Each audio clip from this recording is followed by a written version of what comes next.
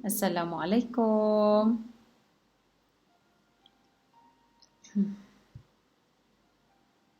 Okey,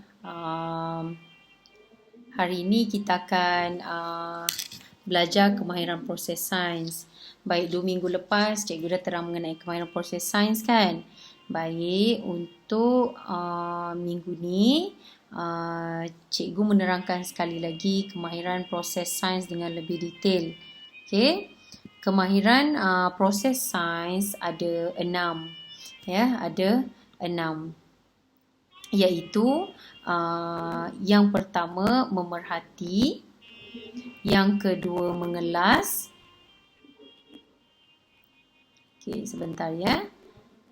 Okey, yang pertama memerhati, yang kedua mengelas, yang ketiga mengukur dan menggunakan nombor, yang keempat membuat inference, yang kelima meramal dan akhir sekali berkomunikasi. Baik, keenam-enam kemahiran proses sains ini cikgu akan terang dengan lebih detail ya. Nanti selepas ni kamu boleh menjawab soalan di dalam buku aktiviti kamu ya. Okey. Baik, untuk memerhati. Okey. Kemahiran memerhati ni seperti mana yang kita tahu adalah kemahiran menggunakan deria untuk mengumpul maklumat tentang objek dan fenomena yang berlaku. Maknanya dia menggunakan deria untuk mengumpul maklumat tentang objek dan fenomena berlaku. Okey. Contoh deria yang terlibat dalam kemahiran memerhati ialah iaitu deria pendengaran di mana anggota yang terlibat ialah telinga. Kemudian deria penglihatan, anggota yang terlibat ialah mata. Di mana apa sahaja yang kita lihat itu adalah dipanggil kemahiran memerhati. Dan juga anggota hidung, deria yang terlibat ialah bau. Sama ada bau itu wangi atau busuk, sama juga dia adalah kemahiran memerhati. Bukan memerhati ni hanya melibatkan mata, tetapi kelima-lima deria ini yang terlibat. Baik, rasa.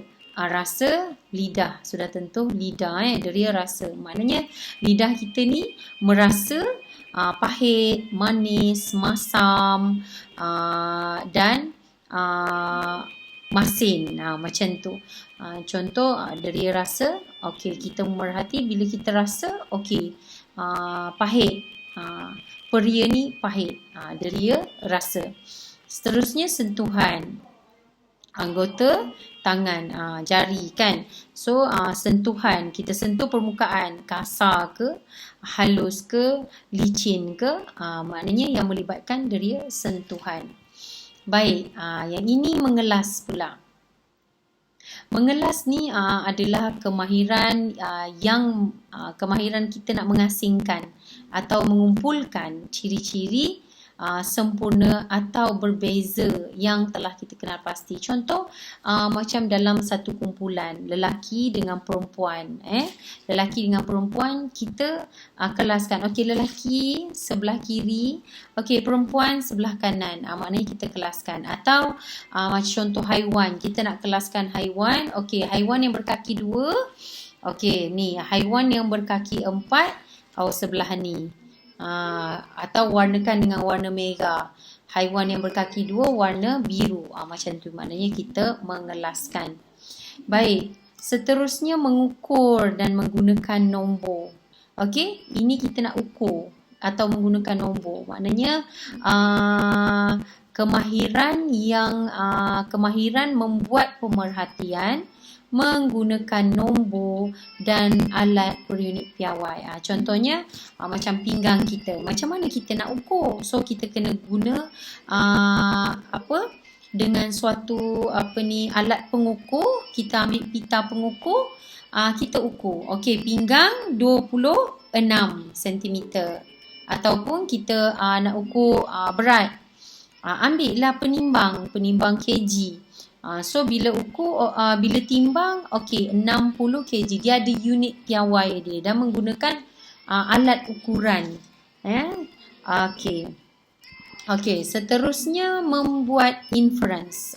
Membuat inference ni maksudnya kemahiran menyatakan kesimpulan awal.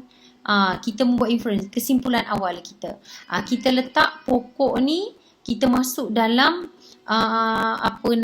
masuk dalam plastik sampah. Kita ikat pokok dalam plastik sampah.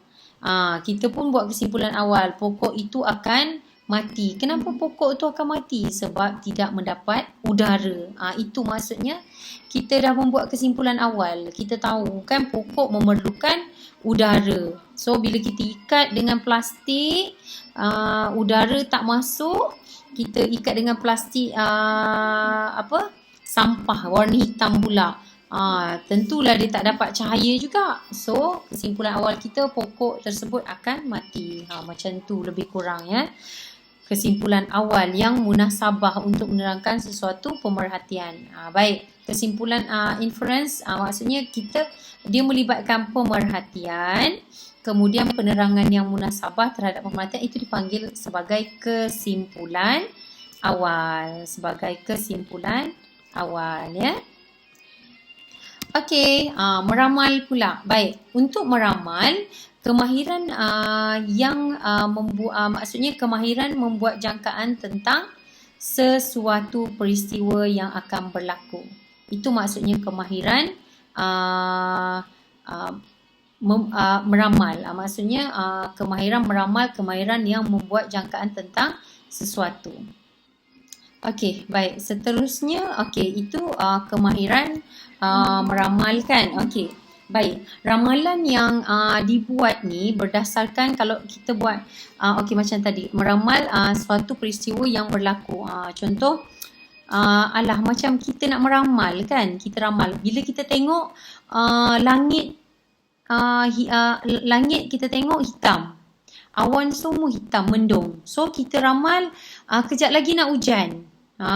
Maknanya jangkaan tentang sesuatu peristiwa yang berlaku.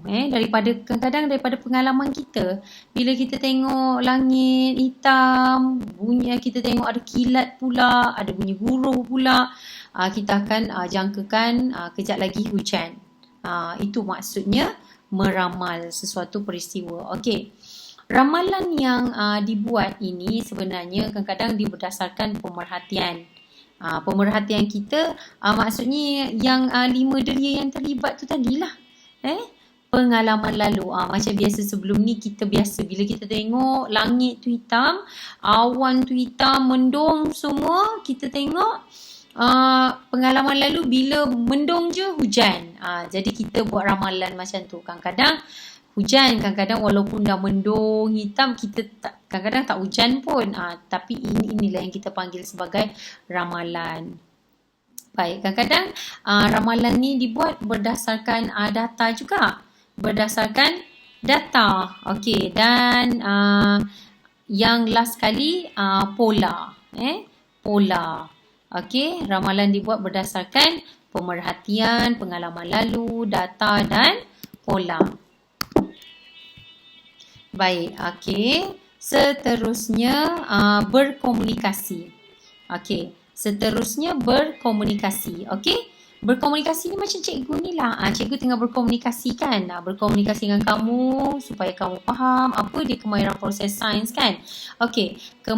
Berkomunikasi ni kita panggil juga sebagai kemahiran.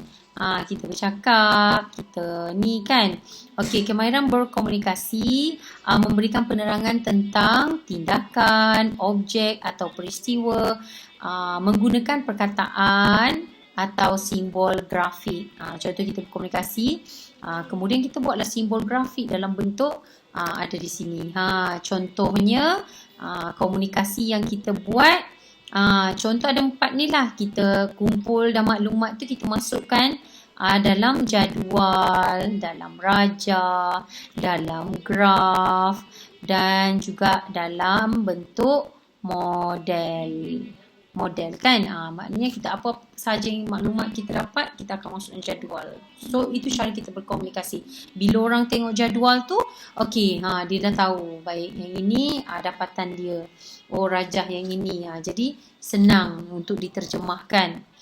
Okey, Itulah dia kemahiran proses sains. Cikgu dah terang secara detail 2 minggu lepas. Cikgu pun dah terang. Baik, untuk kali ni kamu menjawab soalan di dalam buku aktiviti kamu. Kamu tengok buku aktiviti kamu, kemahiran proses sains. Cikgu akan bagi tahu muka surat berapa. Nanti dalam WhatsApp group cikgu akan bagi tahu muka surat berapa kamu akan buat. Dan cikgu akan beri dalam 2 latihan. Cikgu akan masuk dalam grup WhatsApp kelas nanti. Cikgu minta tolong buat, hantar melalui GC atau WhatsApp cikgu sendiri. Baik, itu sahaja. Assalamualaikum.